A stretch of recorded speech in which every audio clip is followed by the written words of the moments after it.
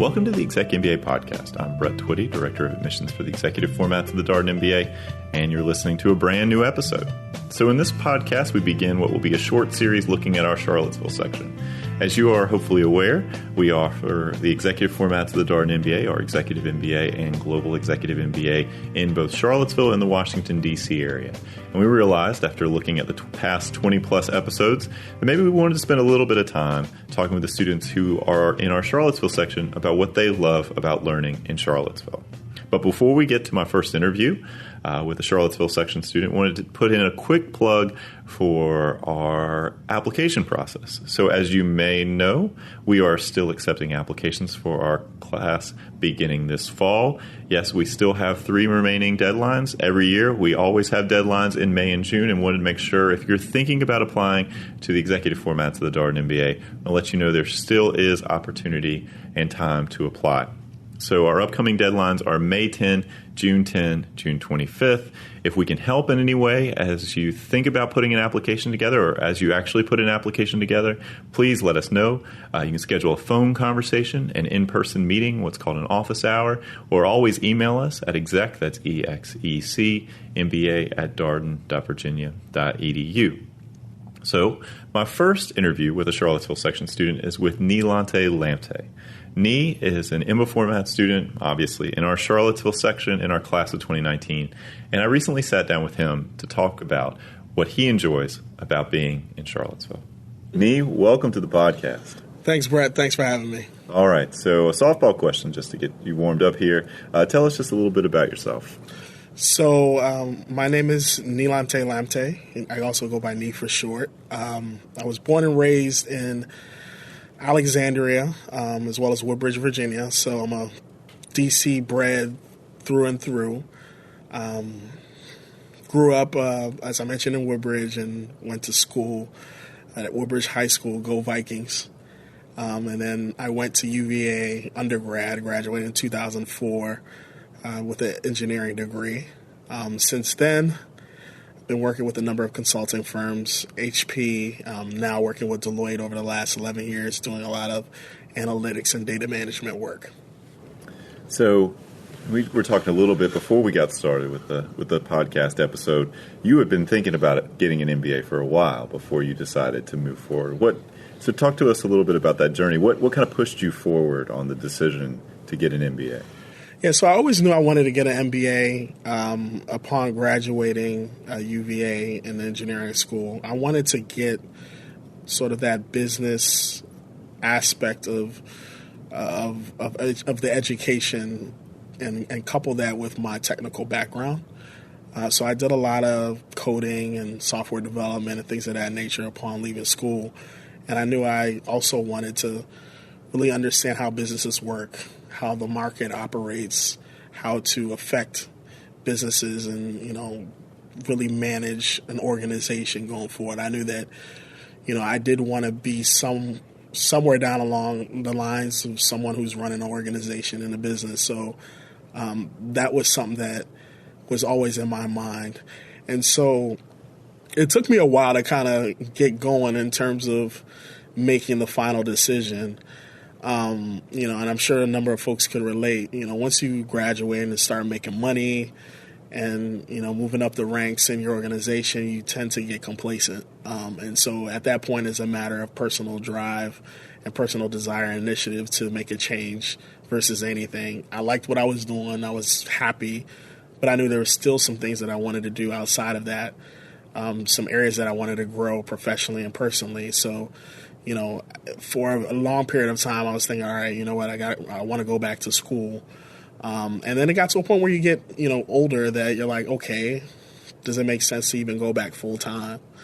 And that's kind of where I was over the last couple of years, where I was thinking my career is great. I think I could get educated while working and give back to my organization at the same time, in addition to whatever I wanted to achieve personally, and do that all in parallel versus taking time off and delaying things. You're in our Charlottesville section. Yes, I am. And I can remember when you were a prospective student last year, around May or so. We were in a position where our Roslyn section had filled up. Mm-hmm. And as is often the case, people will come to us as applicants or prospective students, and they're very focused on one location. Mm-hmm. You're now a Charlottesville section student. I am. So talk to us a little bit about, how you made the decision, how you ultimately decided that Charlottesville would be a good fit for you. Right. So I like to tell everyone I made the decision on my own, which is partially true. So as Brett mentioned, in my process of applying to Darden, one of the things I was really seeking was to stay here in the D.C. area while getting my MBA education. And that was one of the enticing factors of Darden, not only being a top school, but the fact that there's a presence here in Northern Virginia. So that was in my mind when I applied originally to Darden, is thinking that, I'll be in the Roslyn section, and I'll be able to, take class and go home and things of that nature. But it quite didn't work out that way. What happened was, as Brett mentioned, the Roslyn section was full, and I had a choice. I could either go to Charlottesville, because there's some space there, or I would, essentially have to defer a year and wait to get into the Roslyn section. And I thought to myself, well, it doesn't make sense to delay, my education just for a 2-hour drive, right? So I decided to go to Charlottesville after giving it some thought, after weighing the fact that, as an opportunity to kind of get away from things, get away from, the building that I actually work in, that Darden was actually at the time having classes in. So it was an opportunity to kind of get away from things, experience the life of being back on grounds, and things of that nature. And I think it worked out well, and I'm so happy I made the decision. And I was telling someone the other day, a prospective student, of how, and being in the Charlottesville section, there's an opportunity to, leverage all the resources that are out there, whether it's going to the bookstore, grabbing some wine at a vineyard that's close by, going to the football games, the basketball games, which we actually did recently. All those things are, accessible to you, I think, a lot easier than, being here in the D.C. area. But it's not to say that, the Roslyn section doesn't have its own advantages as well. But I think if one is looking to experience that college atmosphere and that lifestyle again, just for, just one weekend, if it is at all enough for you, I think Charlottesville is great. And I think with the EMBA program that I did end up being a part of, one of the good aspects of it too is that Roslyn is still an option to me. If folks that don't know that, in the EMBA program, during the non-global quarters, I get the opportunity to actually experience the Roslyn section too. So that's actually been pretty good as well. Get a taste of what the Roslyn folks get to experience being close to DC, checking out the amazing facilities, views, things of that nature. So it's been great as well. I think overall, you can't go wrong with either one. But I think depending upon, what you're really trying to get out of the experience and, your own personal situation, I think, you have to evaluate that, and that will help make your determination around whether or not to go to Roslyn or the Charlottesville section. One of the things that is true about Charlottesville, as by comparison to our Roslyn section, is that for most of the students in the Charlottesville section, Charlottesville is a destination, right? You removed yourself. To your point earlier, removed yourself from your everyday life, where you may work or where you also may live, and you've gone away for a couple days, 3 days, Thursday, Friday, Saturday. How has that distance helped you experience the program? It's been great, and I would think that you can compare it to a bit of a retreat, right? And I think a lot of us have been on retreats or been at a conference at our organization, things of that nature, where for a short period of time you're kind of away from things, right? So I think it's like that as well, being someone from the Northern Virginia area now and doing the Charlottesville section, being able to get away for a period of time. And there's a number of us from the D.C. area that actually go to Charlottesville, by the way, too.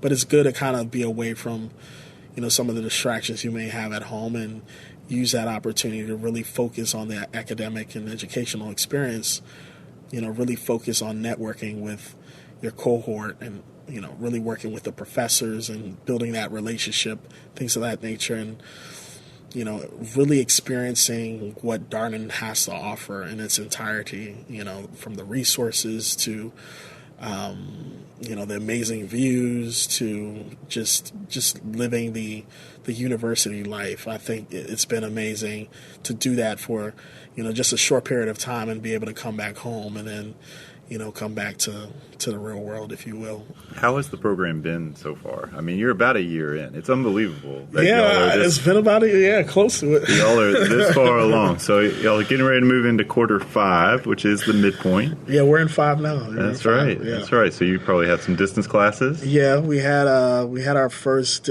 distance class on Monday. We had a asynchronous class on Wednesday. And for those that don't know, you have synchronous and asynchronous classes when you're not, doing the on-grounds residency, at Charlottesville or Roslyn. And the way that works is a synchronous class is basically a virtual class. It's a live class. And an asynchronous class is, a self-paced, pre-recorded class or pre-canned material that you kind of go through. But yeah, we just kicked that off. So what are you taking this quarter? So we're taking operations 2. We did operations in quarter 4, and decision analysis part 2, which is another great course. And then there's a third course around professional advancement and development. So that's going to be interesting. Don't know what to expect, but looking forward to leveraging those resources as part of the experience. So looking forward to it. So any highlights of the program so far? You went to South Africa, right? I went to South Africa. South Africa was amazing. I was just talking to one of my friends about it, and the opportunity we got to go to South Africa and go to Cape Town, Johannesburg, and really have that cultural immersion and experience in another country. The country is beautiful altogether, and you definitely want to go back in my own personal time and experience some of the things that didn't have a whole lot of time to do. Only had a limited amount of days out there, and I had to get back for work. But it was great. It was a bit of a smaller group compared to those that went to China just, I believe, a month ago.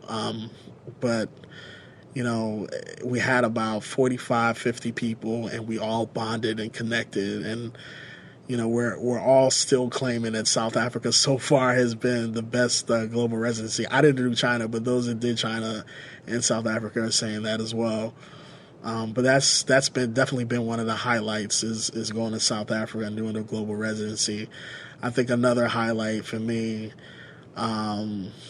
LR1 was an exciting moment, and that's the first leadership residency. And I think that was good because that's where you first get to meet everybody. Charlottesville, Roslyn, everyone comes under the same roof in Darden and Charlottesville, and you're essentially, going through all your classes together. Thank you so much for being on the podcast. It's been a pleasure having you here. All right, thanks, Brett. This is great. Nii-Lante Lamptey, an EMBA format student in our Charlottesville section, class of 2019. Of course, if you have any comments, suggestions, requests, anything that you'd like us to cover here on the ExecMBA podcast, we're all ears. Feel free to email us your ideas at exec, that's EXEC, MBA @darden.virginia.edu. And until next time, thanks for listening.